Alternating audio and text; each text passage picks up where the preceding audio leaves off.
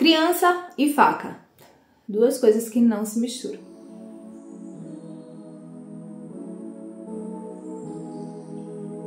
Eu tenho 2 filhos, meus filhos hoje já são grandes. Quando isso aconteceu, o meu filho tinha 4 anos e a minha filha tinha 6. E assim, foi uma loucura. Eu sou do interior da Bahia.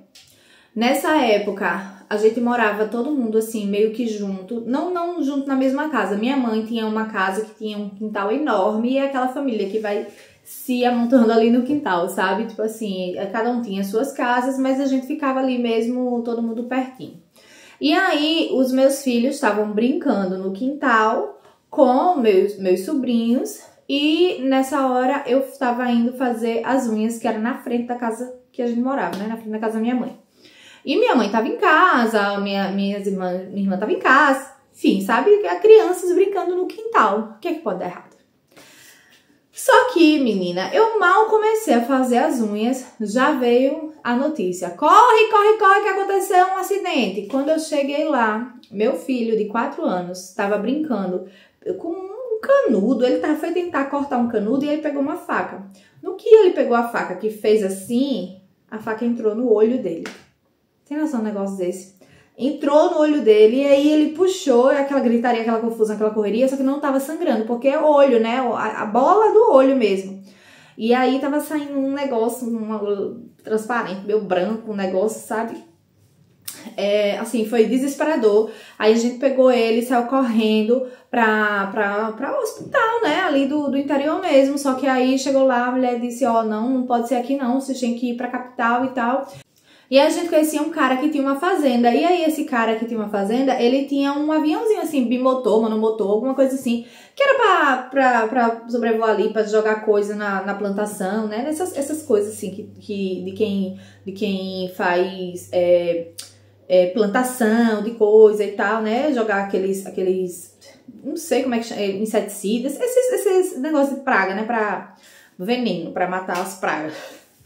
E aí ele pegou esse aviãozinho e foi comigo, com as minhas irmãs, para a capital. E o meu filho, lógico, né?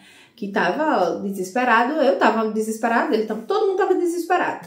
E aí a gente chegou na capital, né, Salvador, foi pro hospital, aí eles fizeram lá o que podiam fazer, mas eles falaram, ó, vocês têm que ir para São Paulo, que é onde tem um hospital que é especialista nessas coisas, né? A gente vai fazer aqui tipo um curativos e uma coisa, dar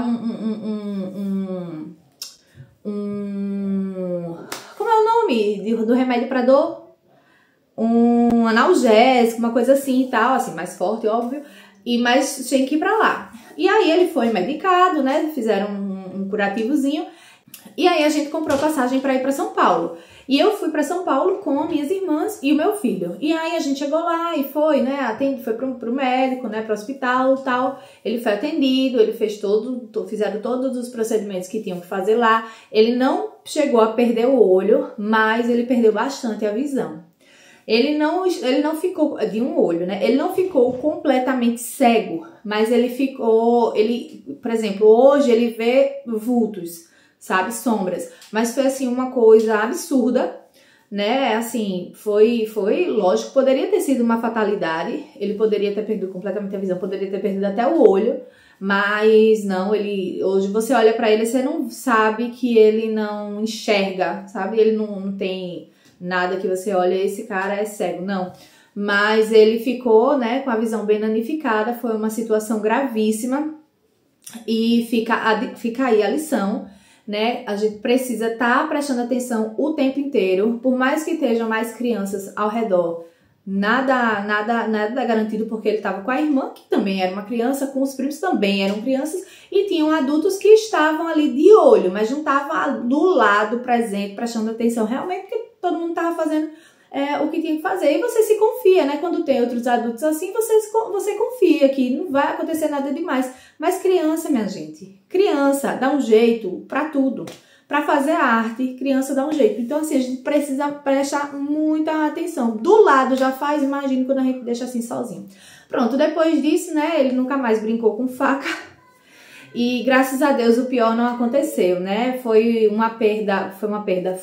né? Que ele perdeu praticamente a visão de um olho, mas dos males, o menor.